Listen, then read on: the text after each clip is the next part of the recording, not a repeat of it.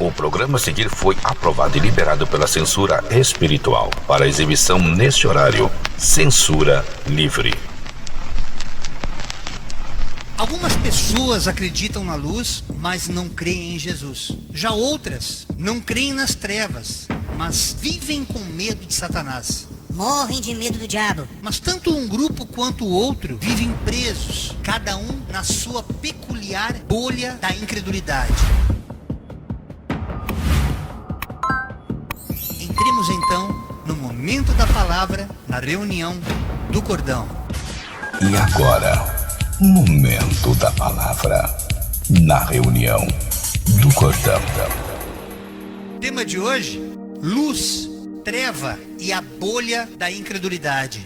Numa conversa muito amistosa que eu e o pastor Salvador tivemos na semana passada, ele foi tocado pelo Espírito Santo acerca desse tema, que de certa forma, de maneira até subliminar em algumas das minhas ministrações eu tenho colocado isso, a necessidade que temos de falar do Evangelho, falar do amor de Deus, testemunhar o que Ele fez conosco, porque muitas pessoas continuam achando que a gente simplesmente mudou de religião, meu irmão, como quem muda de time. Não quero cair na segunda divisão, vou mudar para outro time.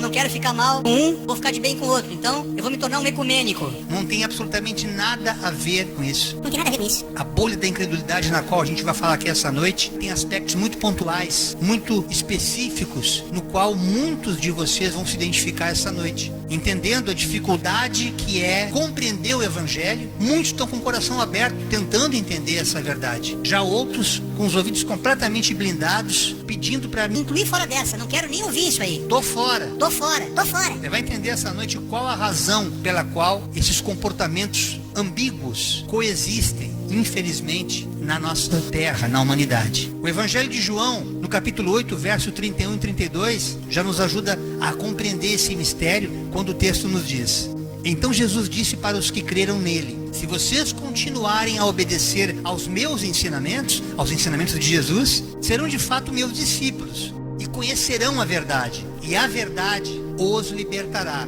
Que verdade é essa, pastor? Nada mais é do que a palavra. Só que essa palavra, ela não é um mero vocábulo. Quando a nossa vida é transformada pelo Espírito Santo de Deus e nós nos voltamos para Cristo, aquilo que comumente chamamos de conversão, a primeira coisa que Deus começa a mudar é a nossa maneira de falar, porque começamos a ter consciência do poder que tem a palavra. Quando você diz para alguém: eu te odeio, o peso que carrega isso, e o peso que carrega também quando você diz: eu te amo. E você começa a perceber que a palavra na boca do ser humano, ela já carrega intrinsecamente um poder muito forte a ponto de destruir ou de construir relacionamentos. Esse poder, metaforicamente, Jesus usa como palavra, quando na verdade é o verbo que se fez carne, para que nós compreendamos esse verbo, que é uma ação, que é um gerúndio constante, é agindo, é andando, é respirando, é o verbo em movimento, a vida pulsando, tanto no mundo físico quanto no mundo espiritual. Esse verbo, esse poder infinito, eterno, ao se encarnar aqui na Terra, fez com que nós conhecêssemos, através do texto chamado Escritura, esses mistérios que ficaram por milhares de anos ocultos à humanidade. E mesmo sendo já divulgado há algumas dezenas de anos, quiçá centenas,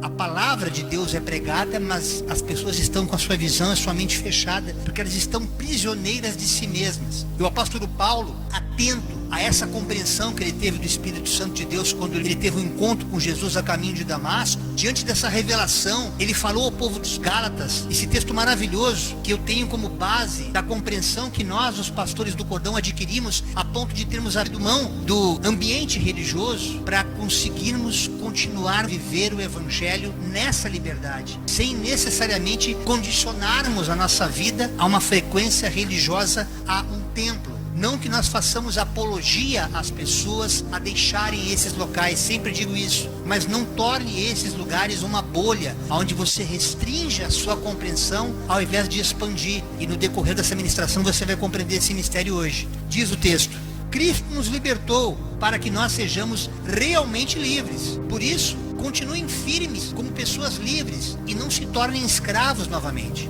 Paulo falava ao povo da Galácia porque havia muitos remanescentes daquela suposta conversão que estavam voltando, retrocedendo aqueles rudimentos judaizantes que anulavam a graça de Deus. Não dá para servir a dois senhores. Quando você começa a viver debaixo da graça, você vai ter que abrir mão de dogmas religiosos, que seja por cultura, por tradição, você vem carregando consigo mesmo, achando assim ter uma maneira de se relacionar com Deus, quando Ele tem uma forma muito clara de nos dizer: caminhem comigo em liberdade, porque como prisioneiros não é comigo que vocês estão se relacionando, mas apenas com um sistema, com uma doutrina humana. E Deus traz essa palavra essa noite para que você saia desta bolha e possa viver, desfrutar a plenitude do que Deus tem para a tua vida ainda nessa existência. O evangelista João, ali no capítulo 1, versos de 2 a 5, nos diz: desde o princípio a palavra estava com Deus. Por meio da palavra, Deus fez todas as coisas, e nada do que existe foi feito sem ela, ou seja, sem a palavra.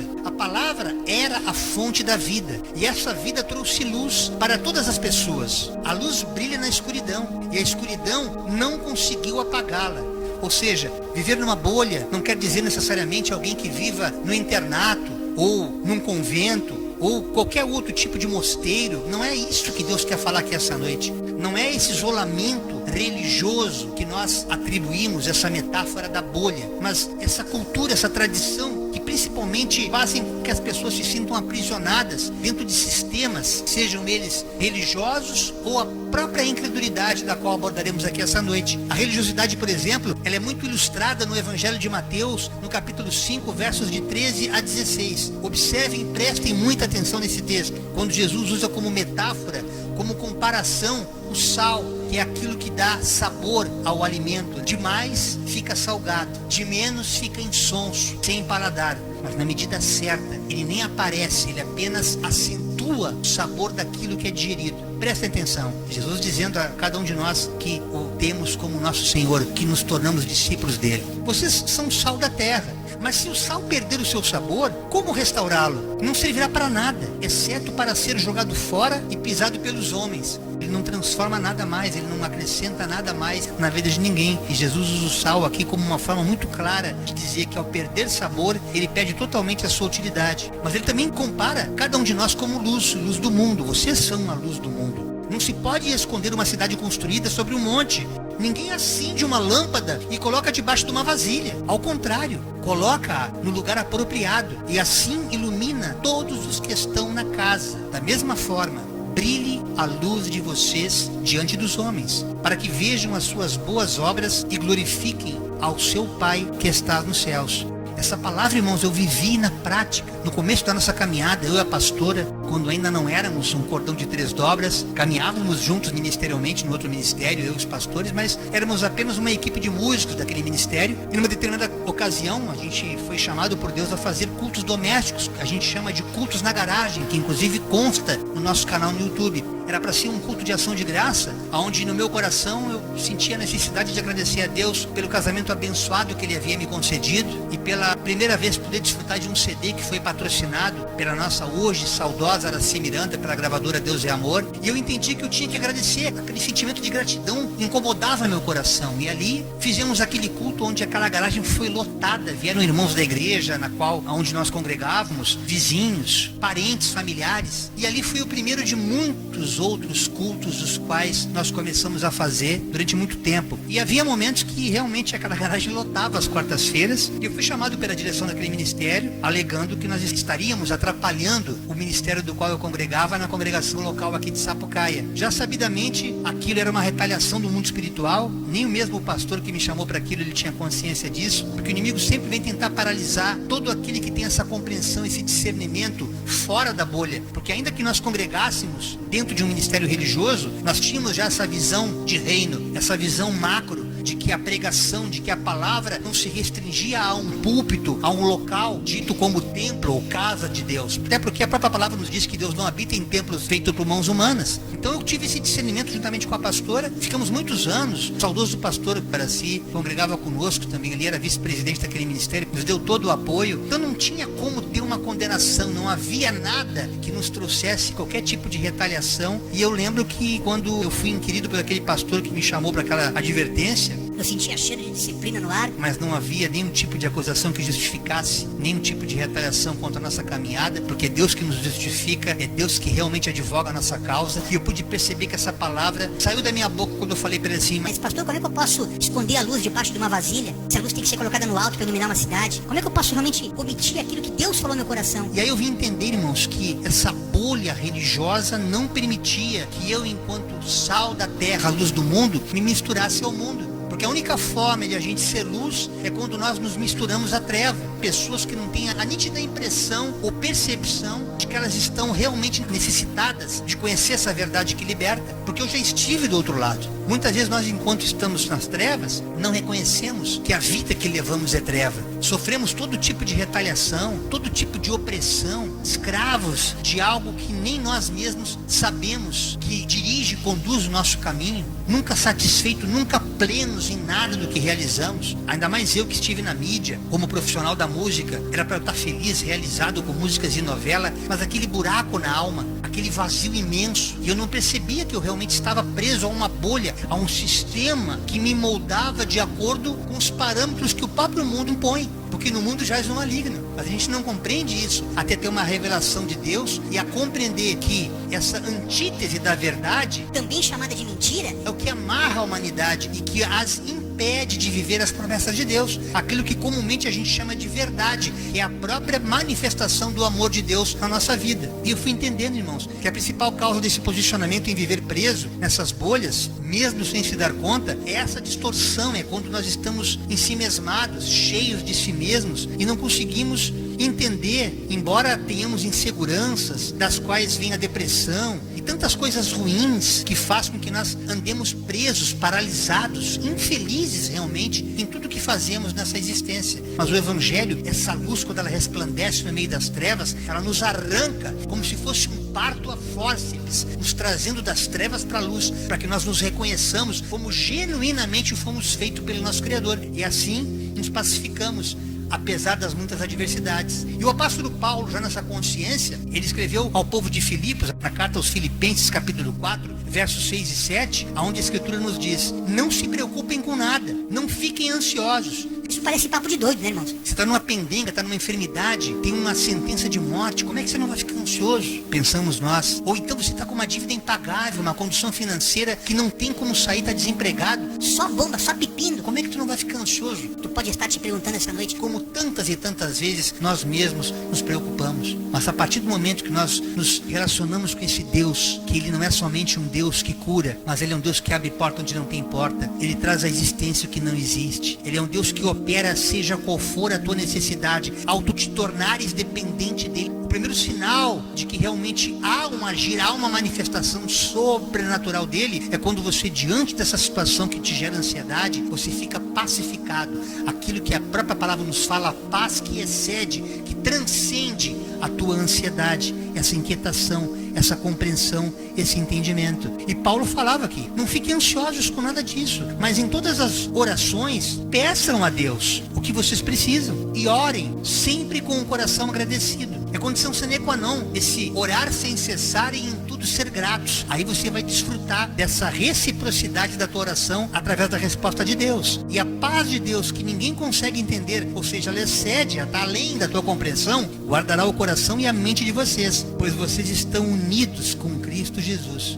Coisa mais maravilhosa quando nós temos essa experiência, e por muitas vezes, ali na palavra de Mateus 6,33, quando o próprio Deus falou comigo, se revelou para mim, milagrosamente, diante de uma circunstância que era impossível de ser resolvida aos olhos naturais, e ao ler aquela palavra: buscai, pois, em primeiro lugar o reino de Deus e a sua justiça, e todas essas coisas vos serão acrescentadas. Tudo aquilo que me gerava ansiedade, contas que eu não conseguia pagar, situações de saúde que eu não tinha como resolver, dores que os médicos não conseguiam buscar diagnóstico, tantas e tantas coisas, todas elas, cada qual no seu tempo, cada qual no seu momento, Deus foi trazendo à existência as bênçãos que eu necessitava. E permitiu então eu compreendesse que toda aprovação tem um propósito de nos aprovar e nos transcender a um estágio cada vez mais próximo da estatura de varão perfeito que é o nosso Cristo. para que nós nos assemelhemos a Ele, e ao nos assemelharmos a Ele, possamos desfrutar daquilo que Ele tem para dar para todos aqueles que abriram o coração para viver fora da bolha, fora a incredulidade,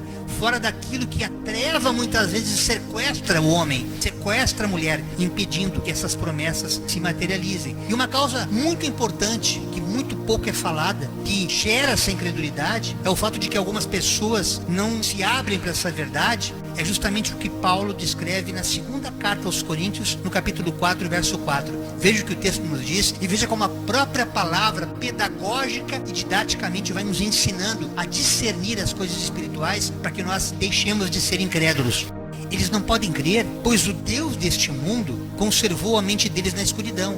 O Deus deste mundo aqui é o próprio Satanás, irmãos. O Satanás escureceu, blindou a mente desses. Ele não os deixa ver a luz que brilha sobre eles. A luz que vem da boa notícia, ou seja, da boa nova, que é o Evangelho, que foi o propósito pelo qual Deus permitiu que o seu Filho unigênito viesse à terra. Porque Deus amou o mundo de tal maneira que o entregou para que todo aquele que nele creia não pereça, mas tenha a vida eterna. E esse Filho, esse unigênito do Pai, chamado Jesus, o Cristo, o Messias, o ungido, é desse Cristo, é dessa verdade que Paulo fala aqui ao povo de Corinto, essa boa nova a respeito da glória de Cristo. Cristo é o Jesus antes de ser encarnado, é aquele que sempre existiu, é o alfa, o ômega, princípio e fim, parte da trindade. Ele é o Filho, juntamente com o Pai e com o Espírito Santo. E esse Evangelho fala dessa verdade, desta realidade que infelizmente Satanás distorce na compreensão das pessoas, as aprisionando dentro de uma bolha chamada incredulidade, aonde vem todo aquele pacote chamado medo, ódio, raiva, vingança e paixões. Os sequestram e impedem de viver a plenitude deste amor através do Evangelho de Cristo. Então, Paulo segue a respeito dessa glória de Cristo, o qual nos mostra como Deus realmente é. Quando Paulo fala que essa luz, que é esse Evangelho, esse Satanás não quer que as pessoas o conheçam através da palavra, fazendo parecer que a Bíblia é um livro desnecessário, que a pregação é uma coisa chata, que essas religiões evangélicas ou católicas, seja elas quais forem cristãs, que de fato pregam esse Evangelho, não tem o mínimo sentido de ser, tem uma culpa muito grande, irmãos, porque realmente, através dos falsos profetas, essa palavra acabou sendo deturpada no que diz respeito à compreensão das pessoas, e o diabo usa isso contra o próprio Evangelho. E Paulo seguiu aqui dizendo que a outra causa seria justamente a apostasia, ou seja, o abandono deliberado da fé. Pessoas que realmente tiveram experiências com Deus, que discerniram a palavra, que compreenderam as coisas espirituais, mas que por interesses muito mais apegados a esse mundo, no que diz respeito a dinheiro, essas pessoas acabaram abandonando a verdade, a proposta do Evangelho. Ainda que o Evangelho possa nos abençoar na parte financeira, Deus não quer que nós coloquemos o coração nisso, mas que nós nos tornemos senhor do dinheiro, e não o dinheiro, como o chamado mamon, torne-se nosso senhor. Novamente, o ser humano encontra-se aprisionado em uma bolha, quando ele assim procede. E Paulo escreveu aos Romanos, no capítulo 1, versículos 20 e 21, falando sobre isso, dizendo desde a origem de quando essa verdade já era conhecida acerca da humanidade. Veja o que nos diz o texto. Pois desde a criação do mundo, os atributos invisíveis de Deus, seu eterno poder e sua natureza divina, têm sido claramente vistos, sendo compreendidos por meio das coisas criadas, de forma que tais homens são indesculpáveis, porque tendo conhecido a Deus, não glorificaram como Deus, nem lhe renderam graças, mas com os seus pensamentos tornaram-se fúteis, e o coração insensato deles obscureceu-se.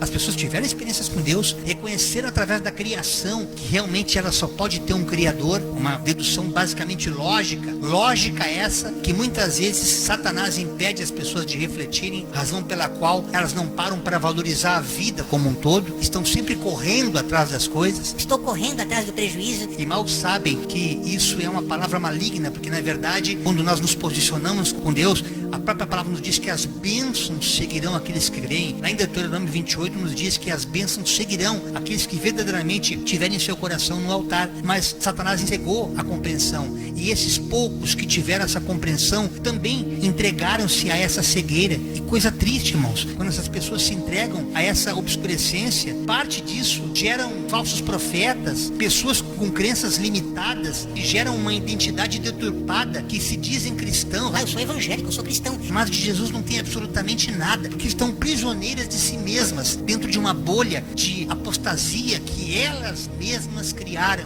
E só arrependimento pode arrancá-las de lá. E o apóstolo Pedro, falando acerca dessas coisas, na segunda carta, no capítulo 2, versos de 1 a 3, nos diz, através da sua escritura: no passado, apareceram falsos profetas no meio do povo, e assim também vão aparecer falsos mestres entre vocês. Eles ensinarão doutrinas destruidoras e falsas, e rejeitarão o mestre que os salvou. E isso fará com que caia sobre eles uma rápida destruição. Mesmo assim, muita gente vai imitar a vida imoral deles. Igrejas que estão lotadas assim, vendo como é que essas pessoas são, sabendo como é que essas pessoas agem dentro desses ambientes, fazem delas o próprio pastor delas, quando na verdade o pastor delas deveria ser Jesus. E aquele homem de Deus, Ou supostamente de Deus que está ali, seria um mero coadjuvante, como um aio, alguém que o conduz ao conhecimento das Escrituras. Mas eles acabam se corrompendo, se entregando a essa mesma imoralidade. E por causa desses falsos mestres, continua o texto, muitas pessoas vão falar mal do caminho da verdade. Em sua ambição pelo dinheiro, esses falsos mestres vão explorar vocês, contando histórias inventadas. Total falta de temor a Deus aqui, irmãos. Mas faz muito tempo, diz o apóstolo Pedro, que o juiz está alerta e o destruidor deles está bem acordado. O guarda de Israel não dormita, seu braço não está encolhido para poder acudir àquele que clama por socorro, mas a sua visão, a sua espada de justiça não está embainhada a ponto de silenciar, de se calar a esses tantos que têm corrompido o evangelho e aprisionado pessoas dentro de bolhas, tornando-as incrédulas, achando que todo ministério evangélico tem esse mesmo intuito, esse mesmo propósito, até que Deus comece a tirar as escamas e as pessoas consigam diferenciar, discernir o joio do trigo. E é para isso que nós estamos aqui, meus irmãos, nos esforçando a cada dia, a cada encontro, a cada ministração, para que assim como aconteceu conosco, aconteça contigo. E o Deus Todo-Poderoso tire as tuas escamas para que você enxergue realmente a vida como ela é, a verdade como ela é, e não distorcida como Satanás tornou através dessa malignidade, usando esses falsos mestres, esses falsos profetas. O evangelista João, no capítulo 1, versos de 10 a 13, também nos diz: a palavra estava no mundo, e por meio dela Deus fez o mundo, mas o mundo não o conheceu. Aquele que é a palavra veio para o seu próprio país, aqui falando de Jesus que se encarnou e veio ao próprio Israel, veio a Jerusalém, mas o seu povo não recebeu. Os judeus repudiaram, refutaram, não aceitaram. Porém, alguns creram nele, aqueles judeus messiânicos, os gentios para os quais Paulo pregou depois no momento oportuno. Esses se voltaram para Deus e o receberam, e a estes ele, Jesus, deu o direito de se tornarem filhos de Deus, assim como eu e você, cujo coração está aberto para Deus. Eles não se tornaram filhos de Deus pelos meios naturais, isto é, não nasceram como nascem os filhos de um pai humano, como nós nascemos da nossa mãe, do ventre dela. Não foi um parto natural, mas o próprio Deus é quem foi o pai deles, ou de cada um de nós, quando nós nascemos do Espírito, porque aquele que nasce da carne é carne, mas o que nasce do Espírito é Espírito. E o mesmo evangelista João, no capítulo 10, versículos 27 e 28, ele aprofunda essa compreensão, esse discernimento. Isso que faz com que as pessoas sejam arrancadas desta bolha quando ele nos chama, porque a palavra não é lançada em vão, ela nunca voltará vazia sem antes cumprir o propósito para o qual ela está sendo enviada. As minhas ovelhas, ou seja, as ovelhas de Jesus, ouvem a minha voz, eu as conheço e elas me seguem. Eu lhes dou a vida eterna e elas jamais perecerão. Ninguém as poderá arrancar da minha mão. Ou seja, quando nós ouvimos esse chamado, muitas vezes passando por provação, por privação, onde nós nos desarmamos, onde aquele sentimento de completude, aquele vazio existencial, que nós estamos buscando sempre fora, buscando encontrar alguma coisa que nos complemente, que nos complete, seja o sucesso, seja a prosperidade financeira, que está muito além de poder manter o pão de cada dia, a tua vestimenta, a tua moradia. Não, você quer ostentar e poder ter, além daquilo que tu precisas. Isso já é realmente malignidade acerca das Escrituras, porque Deus quer que nós sejamos colaboradores da sua obra, compartilhando dando pão a quem tem fome, água a quem tem sede, vestindo aquele que está nu, acolhendo o estrangeiro, sempre naquela comunhão dos santos, porque é na comunhão dos santos que Deus ordena as bênçãos, nos ensinando através da sua caridade a nos tornarmos corpo de Cristo, a nos tornarmos igreja. Mas se você não é ovelha, se você não se torna realmente um servo de Deus, um prisioneiro de Cristo, você jamais terá essa compreensão, esse prisioneiro no sentido de realmente se render a esse amor incondicional, ou do qual Deus se apresentou à humanidade através de Jesus.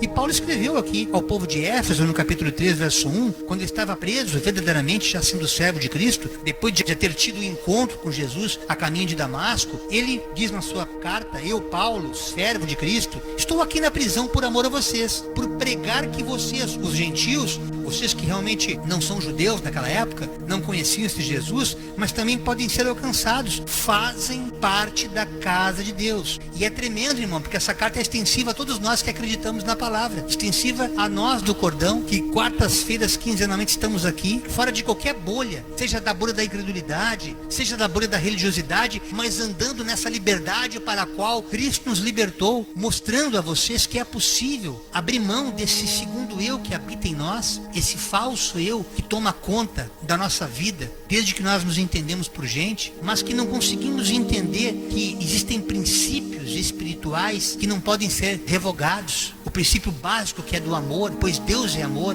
Esse amor não pode ser fabricado, esse amor não pode ser por interesse. Esse amor ele é vocacionado pelo próprio Espírito Santo de Deus, a partir do momento que você se rende a Deus, abrindo seu coração, orando, adorando, fazendo tudo aquilo que realmente Deus quer em amor, sem se sentir coagido, mas se sentir seduzido pela paixão desse evangelho, por esse amor incondicional, reconhecendo que ele deu a sua vida por você, como nós reconhecemos, se sentindo realmente pecador e necessário de mudança, de transformação, de transmutar a tua realidade. Você não tem condições de perceber tudo isso que eu estou dizendo sem antes ter essa experiência pessoal com Deus. A partir do momento que você abrir teu coração e você realmente entender: eu vivo numa bolha da qual eu não consigo sair. Daquilo que eu sempre uso como adágio: quanto mais eu rezo, mais assombração me aparece. Por que eu vejo pessoas que também, embora tendo prosperidade financeira, vivem em drogadição, presos em alcoolismo, porque não tiveram essa compreensão, essa transcendência de entender que a única maneira de você sair dessa bolha, seja ela qual for, é através de Jesus, pois ele transcende o teu entendimento, o teu psique, o teu racional.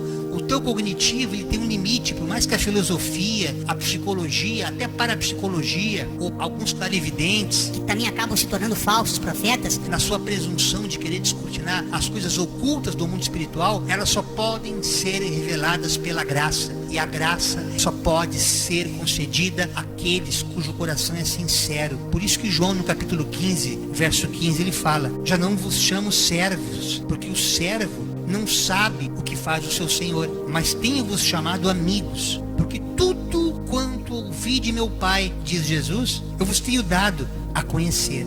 Os mistérios ocultos, os tesouros escondidos fazem com que essa escassez, essa estagnação espiritual que te acompanha desde que você se entende por gente, desde que você tem compreensão das coisas, há pessoas que estão andando aqui em ciclos viciosos, já passaram a adolescência, fase adulta, algumas estão se encaminhando para a terceira idade e não têm projetos desenvolvidos, estão sem paz, não se encontram pacificados, porque continuam como cachorro correndo atrás do rabo, sem entender que Deus tem algo preparado para cada um de nós, segundo o propósito para o qual Ele nos chamou. E dentro desse propósito, Ele nos pacifica para que nós aprendamos a esperar e descansar nele. E nesse processo de descanso, nós não nos tornemos inertes, mas nos tornemos ativos na sua obra, falando do seu amor, amando aqueles mais próximos que são a nossa parentela, que são os nossos familiares, para que nós, nessa proposta, nesse chamado, comecemos a desenvolver o ID, que ele nos deixa não pedido, mas como mandamento: ide, vão a todo mundo e preguem esse evangelho a